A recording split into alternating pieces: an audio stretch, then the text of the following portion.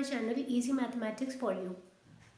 आज हम quadratic equations पर बेस्ड एक और वर्ड प्रॉब्लम सॉल्व करेंगे और इस तरह के क्वेश्चन बोर्ड एग्जाम में ज़रूर आते हैं, तो इसे ध्यान से सीखिएगा। बहुत आसान करके आपको बताऊंगी कि इस तरह के क्वेश्चंस को आप किस तरह से प्रोसीड कर सकते हैं और फाइनली आपको बिल्कुल सही आंसर मिलेगा अगर आप कंडीशंस को समझकर सही तरह से अप्लाई करते हो। तो देखें, यहाँ क्वेश्चन दिया है, Rohan's mother is 26 years older than him. The product of their edges in years 3 years from now will be 360। Find there present ages. Question कहता है कि रोहन की मदर रोहन से 26 ईयर्स ओल्डर है, बड़ी है, और 3 साल के बाद दोनों की एजेस का जो प्रोडक्ट है वो 360 हो जाता है। अब हम यहाँ पर जो भी हमसे क्वेश्चन में पूछा गया है, जो भी हमें फाइंड आउट करना है, हम उसे अज्यूम कर लेते हैं। तो हम रोहन की एज को मान लेते हैं कि x ईयर्स है। तो x ईयर्स अगर रोहन की एज है तो एट प्रेजेंट उसकी मदर की एज कितनी होनी चाहिए, क्योंकि वो उससे 26 ईयर्स ओल्डर है, तो इसलिए वो उनकी एज होनी चाहिए x + 26। तो वही मैंने लिख दिया यहाँ पर, let the present age of Rohan is equal to x years, then his mother's age will be x + 26 years. ये तो हो गई दोनों की प्रेजेंट एज जो अभी हमने अज्यूम की है। फिर क्वेश्चन को देखिए ध्यान से कि वो कह रहे हैं after 3 years the product of their edges in years 3 years from now. आज से 3 साल के बाद। तो क्वेश्चन की जो लैंग्वेज है उसे आपको ध्यान से पढ़ना है और फिर समझना है। तो 3 साल के बाद अगर रोहन की एज आज x है तो ऑब्वियसली आफ्टर 3 ईयर्स कितनी हो जाएगी, x + 3 ईयर्स। इसी तरह से उसकी मदर की एज जो कि एट प्रेजेंट हमने मानी है x + 26, तो वो हो जाएगी x + 26 + 3। लास्ट कंडीशन देखते हैं क्या बताइए हम, कि 3 साल के बाद दोनों की जो भी एज होगी उसका प्रोडक्ट 360 हो जाएगा।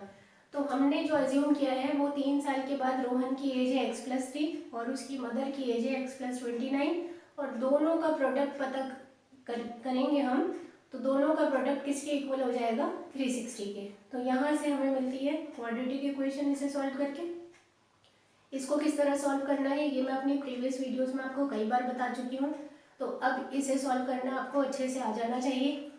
तो फाइनल इक्वेशन में मिलती है x² + 32x - 273 = 0। इसके बाद ये जो मिडिल टर्म है +32x, इसे हम स्प्लिट करके इस क्वाड्रेटिक इक्वेशन के हम फैक्टर्स फाइंड आउट करेंगे। तो वो भी मैंने आपको मेथड बहुत बार सिखा दिया है। अब x की वैल्यू देखें हमें क्या मिली है। पहले हम फैक्टर्स देखते हैं, हमें मिले हैं x - 7 और x + 39। दोनों को अलग अलग हम 0 की इक्वेट करते हैं। तो x - 7 को जब मैंने 0 के इक्वल रखा तो x = हो गया है +7, और x + 39 को 0 के इक्वल रखा तो x हो गया है -39। अब यहाँ पर ये जो दो x की वैल्यूज़ मिली हैं, तो क्वाड्रेटिक इक्वेशंस में मैंने आपको बताया था कि ये दोनों x की वैल्यूज़ जो होती हैं ये उस क्वाड्रेटिक इक्वेशन का ज़ीरोज़ कहलाती हैं, और ये उसका सॉल्यूशन होता है, और ये उसका रूट भी कहलाती हैं। ये रूट्स भी हैं इस क्वाड्रेटिक इक्वेशन के।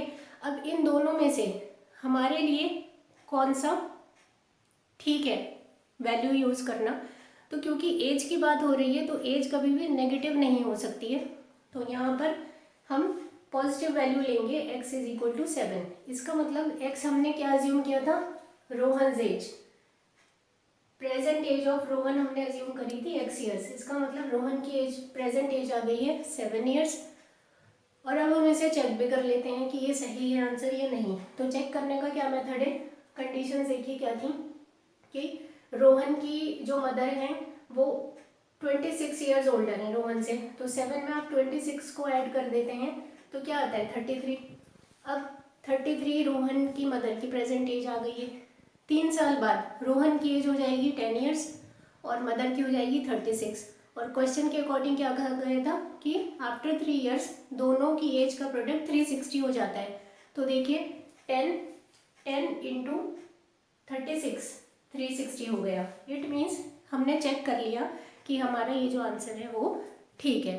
तो इस तरह से आप जो वर्ड प्रॉब्लम आती हैं क्वाड्रेटिक इक्वेशंस पर बेस्ड, आप उन्हें सॉल्व कर सकते हो और सही आंसर तक पहुंच सकते हो। बाकी आप इनकी प्रैक्टिस करते रहें, मैक्सिमम प्रैक्टिस करें ताकि आप कम से कम टाइम में ये सॉल्यूशन पूरा कर सकें। आज के लिए इतना ही। Thank you so much.